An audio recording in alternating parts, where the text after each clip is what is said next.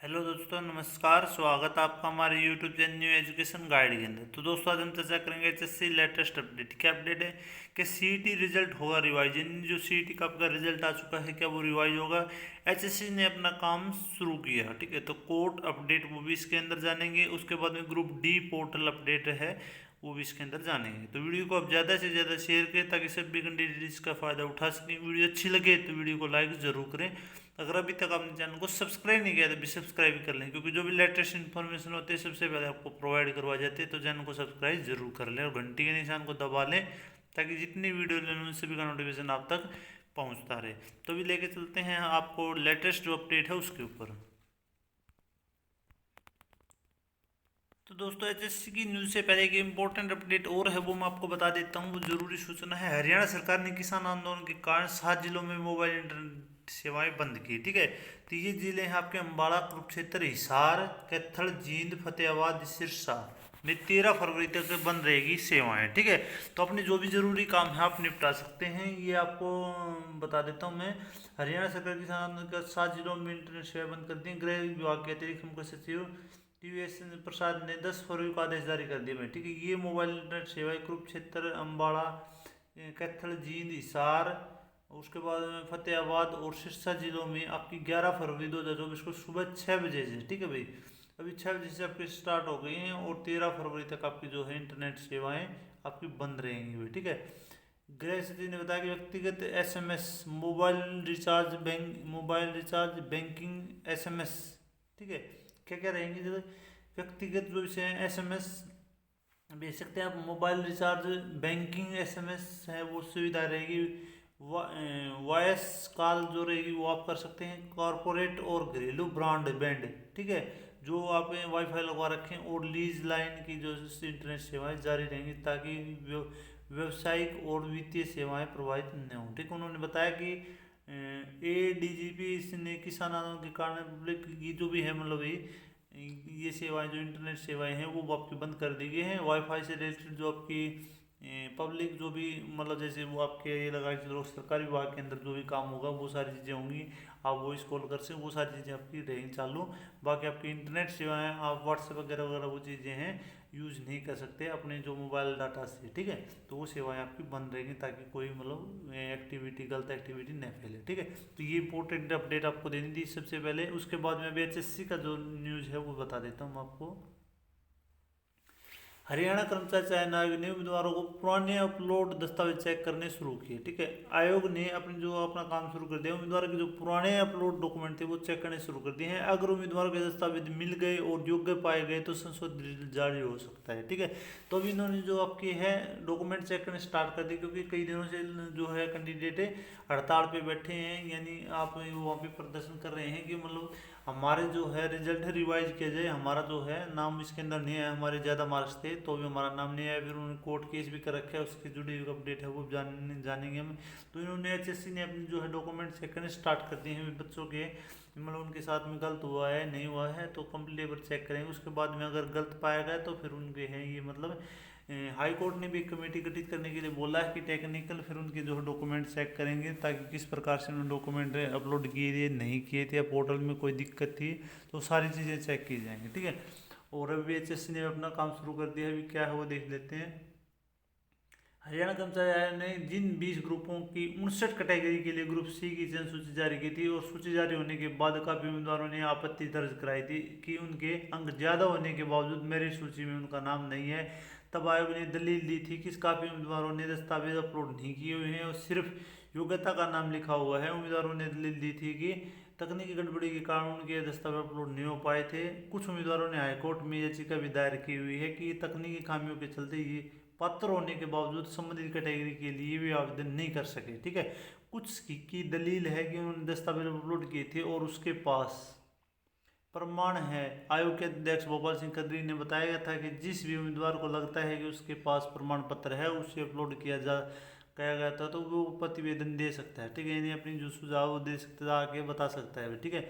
आयोग ने उन पर विचार करेगा। अब आयोग ऐसे उम्मीदवारों के पुराने दस्तावेजों की चेकिंग कर रहा है। ये चेकिंग बैक एंड पर हो रही है, यानी एजेंसी से ये चेक कराया जा रहा है कि क्या उम्मीदवार ने कभी भी दस्तावेज अपलोड किए थे, चूंकि एडिटिंग करते समय कुछ उम्मीदवारों ने दस्तावेज अपलोड नहीं किए, सिर्फ कोई गलती वगैरह ही ठीक की थी, लेकिन जबकि उन्होंने अपने मूल दस्तावेज एडिटिंग के पहले ही अपलोड कर दिए थे, मगर एडिटिंग के समय अपलोड नहीं किए, इसलिए चयन सूची बनाते समय उनकी दस्तावेज अपलोड न होने के कारण ज़्यादा मेरिट होने के बावजूद उनका नाम शामिल नहीं हुआ।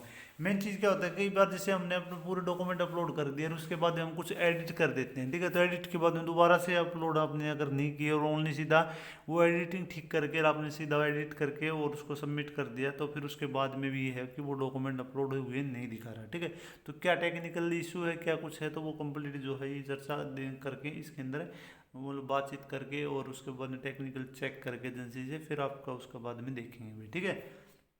उन्हें के ज़्यादा मेरिट होने के बावजूद उनका नाम शामिल आयोग यह देख रहा है कि अगर उम्मीदवारों ने कभी भी कट ऑफ डेट से पहले दस्तावेज अपलोड किए थे तो वे कहीं ना कहीं बैक एंड पर मिलने चाहिए, ठीक है। एजेंसी चेक होने के बाद अगर किसी उम्मीदवार के दस्तावेज किसी भी समय अपलोड किए हुए मिल जाए और उसके अंक पहले से चयनित हो चुके उम्मीदवारों उसमें से ज़्यादा हों तो चयन सूची संशोधित की जाएगी और उसका नाम संशोधित सूची में शामिल किया जाएगा। अगर किसी के दस्तावेज कभी भी अपलोड किए हुए नहीं मिले तो नंबर ज़्यादा होने के बावजूद उसका चयन सूची में शामिल नहीं किया जाएगा, उसका नाम नहीं आएगा। अगर इस काम में पूरी मुस्तैदी से लगा हुआ है, जितने भी उम्मीदवारों ने दस्तावेज अपलोड किए हुए हैं मिल गए और ज़्यादा अंक हुए तो बहुत ज़्यादा 59 कैटेगरी की चयन सूची संशोधित की जाएगी। इसकी पुष्टि आयोग के सदस्य कौन सिंह सैनीजीत ने कह दी है भाई, ठीक है। अगर आपके डॉक्यूमेंट अपलोड हुए मिले कभी भी तो वो है मतलब आपको सूची के अंदर शामिल कर लिया जाएगा अगर आपके अच्छे अंक है तो, ठीक है। तो ये थी लेटेस्ट अपडेट। उसके बाद में कोर्ट से रिलेटेड क्या है, MPHW फीमेल कैटेगरी में सिंगल बैच ने सीट खाली रखने पर अंतिम आदेश भी जारी नहीं किए, ठीक है। पंजाब हरियाणा हाईकोर्ट ने एक याचिका समितना कुमारी और अन्य ने दायर की थी। इस पर जस्टिस हरसिमरन सिंह सेठी की खंडपीठ ने 9 फरवरी 2024 को सुनवाई हुई है, ठीक है। सुनवाई के बाद अंतरिम आदेश में सिंगल बेंच ने कहा कि वर्तमान याचिका में जो शिकायत कानून का बिंदु उठाया गया है वह पहले भी एक अन्य याचिका में उठाया जा चुका है, जिस पर कोऑर्डिनेट बेंच से संबंधित खंडपीठ ने 5/2/2024 को अंतरिम आदेश पारित किया है और याचिकाओं पर अगली सुनवाई आपकी 28/2/2024 को होने वाली है, ठीक है। किसी ने MPHW से रिलेटेड जो आपकी कानून से रिलेटेड कुछ भी चेंजमेंट से कुछ है उससे रिलेटेड इन्होंने कोई वो लगा रखी है, तो ये पहले भी लगा रखी है, इस पर सुनवाई है और 28 को होनी है, तो उसी के साथ इसकी भी होगी, ठीक है, तय की गई है। इसलिए मौजूदा याचिका विरोधाभासी आदेश से बचने के लिए इन्हीं याचिकाओं के साथ ली जानी चाहिए, ठीक है। तो इसकी ये भी सुनवाई है 28 को होगी, ठीक है। उसके बाद में ली जानी चाहिए। याचिकाकर्ताओं के वकील ने कहा कि इसी तरह की याचिकाओं में राज्य की तरह से एक स्टेटमेंट दी गई है कि अगली सुनवाई तक याचिकाओं के लिए एक सीट रखी जाएगी, ठीक है। वहीं अंतरिम आदेश इस केस में भी पारित किया जाना चाहिए, इस पर नोटिस जारी किया जाता है। सीनियर डिप्टी एडवोकेट जनरल श्रुति जैन गोयल ने नोटिस स्वीकार कर लिया। एडवोकेट जनरल ने कहा कि तय है यह है कि याचिकाकर्ता पर्पज हेल्थ वर्कर फीमेल पद के लिए विरुद्ध नियुक्ति चाह रहे हैं, जिसमें 494 पद विज्ञप्त थे और 461 उम्मीदवारों का रिजल्ट घोषित किया गया है और 61 उम्मीदवार ऐसे जिन्होंने अदालत में अप्रोच किया है और अगली सुनवाई तक एक एक पद रिक्त रखने की मांग की है। एडवोकेट जनरल ने कहा है कि याचिका में जो आरोप लगाए हैं उन्हें स्पष्ट करने के लिए मतलब क्या है कि इन्होंने किसी ने और भी लगा रखा है, ठीक है। तो 61 कैंडिडेट हैं, इनके लिए HSC में एक सीट रिक्त रखी जाए, ठीक है। जैसे ही मतलब इसका कोई भी जो आता है मतलब फैसला आता है इनके पक्ष में आता है तो इनको वो चीज़ दे दी जाएगी। अगर नहीं आता है तो आगे मतलब जो भी कैंडिडेट बचे हुए हैं आपके मतलब वेटिंग लिस्ट है वो चीज़ उठा ली जाएगी, ठीक है।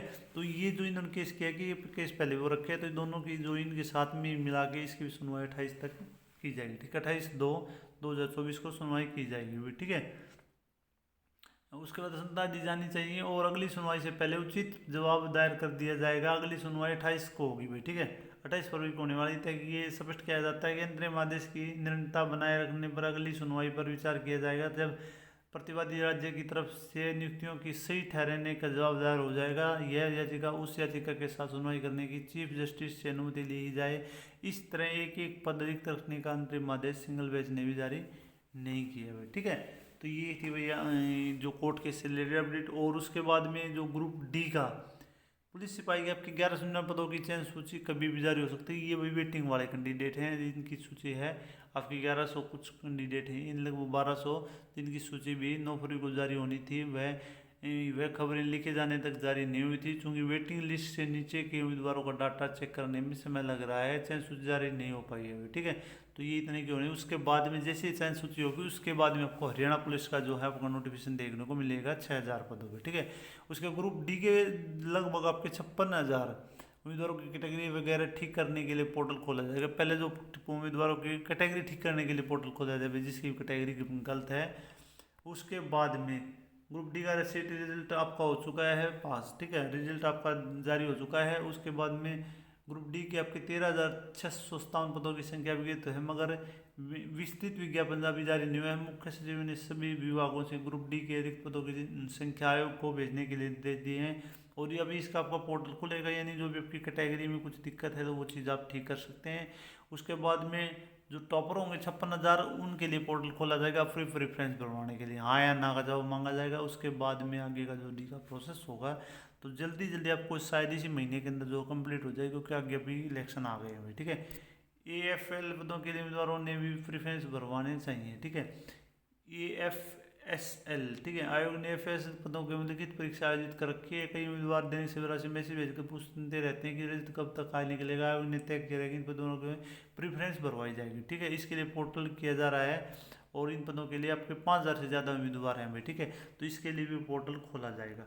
ये थी आज की लेटेस्ट अपडेट। तो वीडियो को आप ज़्यादा से ज़्यादा शेयर की, कोई किसी प्रकार की अगर आपको कन्फ्यूजन है तो आप कमेंट करके पूछ सकते हैं। तो वीडियो को ज़्यादा से ज़्यादा शेयर करें, अच्छी लगे तो लाइक करें, चैनल को सब्सक्राइब करें। फिर मिलते हैं नेक्स्ट वीडियो में। वीडियो देखने के लिए दिल से धन्यवाद।